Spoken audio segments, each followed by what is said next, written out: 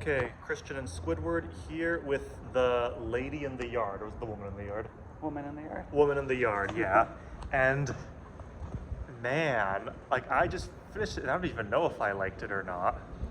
It definitely was not what I was expecting. I went in blind for this movie and I still feel like I've barely even seen it. I don't even know if I liked it or not.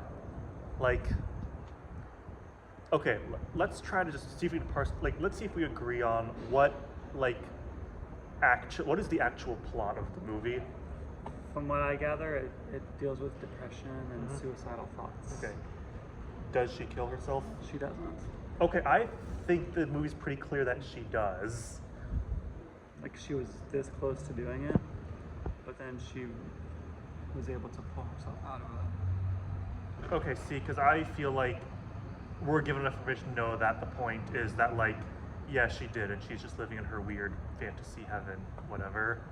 And I say that because, well, can we put it this way? Do you think the dog dies in the movie? Well, the dog went missing, so it's presumed that he's dead. Okay, what about the scene where, like, its chain was, like, stuck to the ground? Yeah, it was weird. Like something attacked it. I mean, do you think that actually happened? Or is that the fantasy part of it?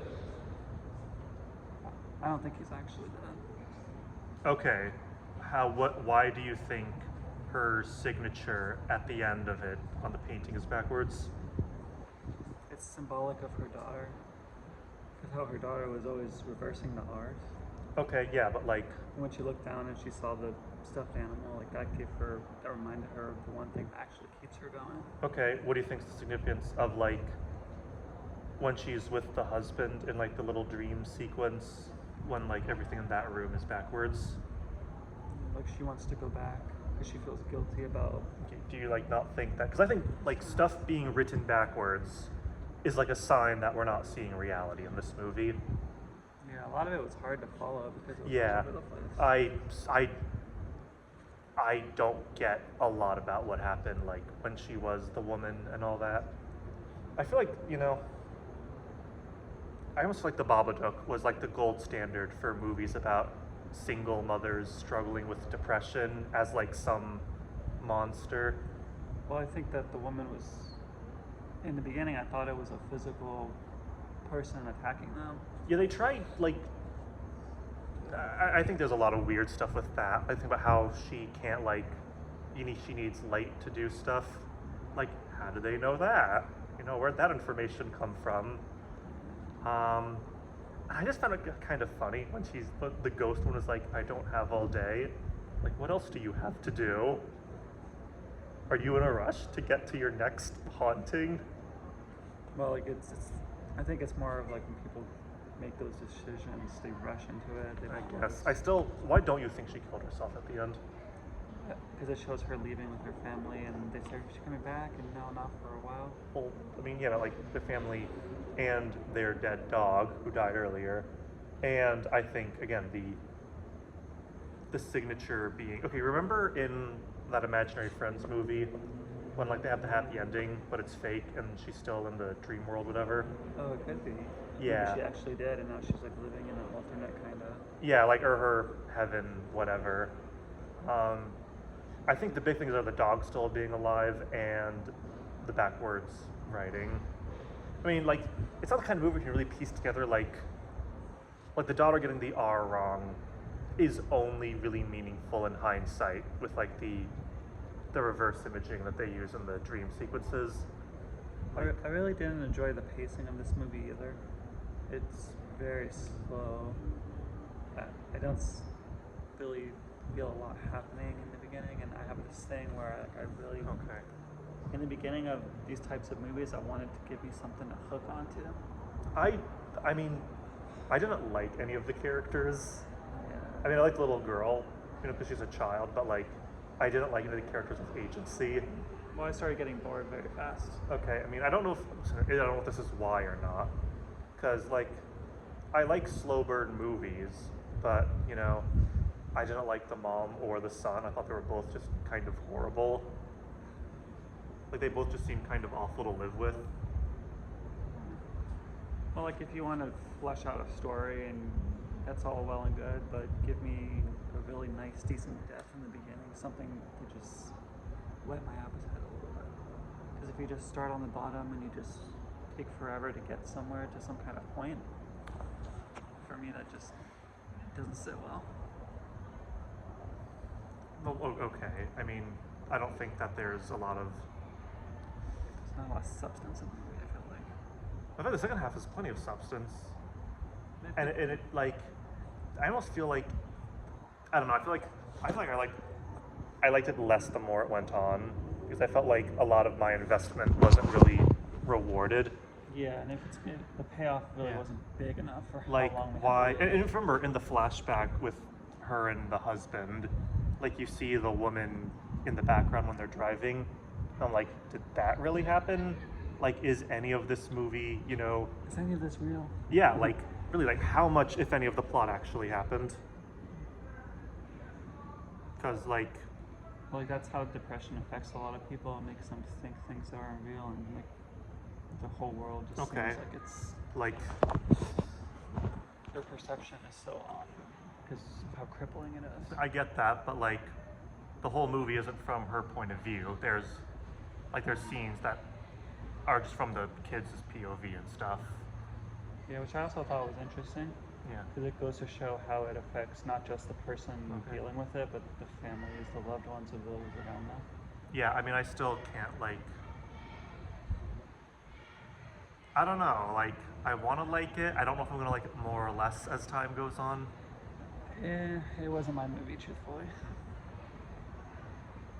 It was certainly experimental, and I respect it for that. But, like, what? Yeah, I don't know, I feel like it opens, like, it asks questions that it doesn't answer. Yeah, you leave it with more Yeah. questions than answers. Like, I feel like the only parts that are real, quote unquote, are like, yes, the mom and the two kids who live in the messed up house because the dad died and she lied about how he died. And like, I don't know, like, is the point supposed to be that like she just sat in the front yard in like mourning clothes for like however long at a time? Is that supposed to be implied to some level? If that was the guilt of her knowing that she basically destroyed her own family and her having to hide it and her I mean, yeah, like coming did to that? terms with it. I don't know. Yeah, like I don't think because if you remember, have you ever seen the Babadook? Yeah. And I feel like in the Babadook, like it's obviously not about, you know, an evil children's drawing picture, but it makes sense in the plot for why that's how it's portrayed, because like she's a kid's illustrator, and like it's implied to me that that's the book she wrote, right? There's no real explanation given in this movie for why it's this lady with a specific chair in like mourning. I guess like that's just what what she wore to his funeral or what? What's symbolic of just death, which is what her family has dealt with. I mean, I guess, but I feel like then why do you focus so much on all the weird like monster movie rules about it? I wouldn't even, after watching it, I wouldn't even say it was horror. It was more of just like suspense. It was a thriller. psychological thriller, Psychological thriller. So it wasn't what I was anticipating. Like, okay, let me put it this way. Do you think the mom really stabbed the pillow?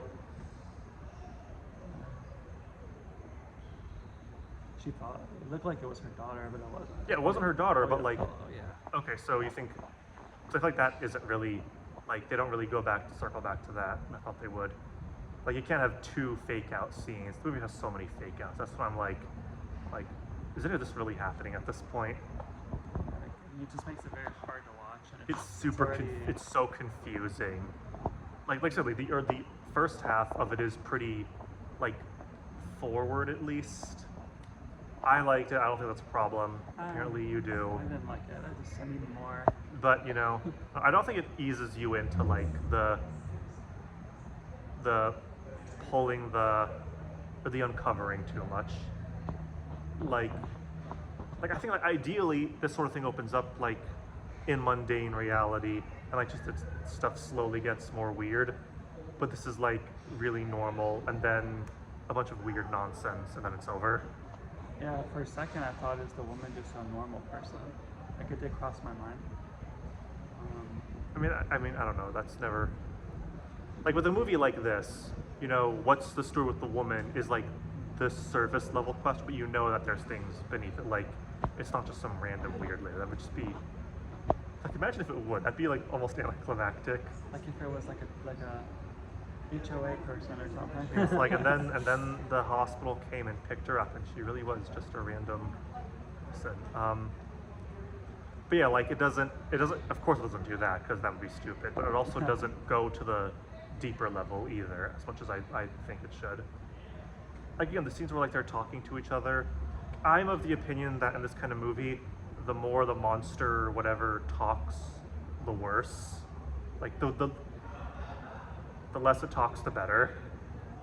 I don't necessarily have a problem with them talking, but The dialogue didn't feel. It didn't feel like it worked on any level. yeah, It didn't make if it they s- are gonna talk, like raise the tension, make it impactful. It didn't make it scarier, but it also didn't make it feel more like it was about depression or whatever. I don't know. It just felt like they didn't know what to do with her when they got them both in the same. And yeah, all the scenes about like all those doubling scenes, I didn't super get. It's like more fragmented. I feel like Yeah. all over the place. Yeah, and like I don't know if maybe this is the point. I don't know. I mean, this is the kind of movie that I really think almost like. You ever see Mulholland Drive? I have not. It's a David Lynch. This is a very Lynchian film, but it takes a real talented director to pull off Lynchian. Otherwise, it's just random nonsense happening. This kind of movie where like people will be like, you know, I watched this movie 3 times and I finally know what happened. Yeah, it would definitely take a rewatch, but even then, I'm not sure that it would. I think I enjoyed it. Like, I never regretted watching it.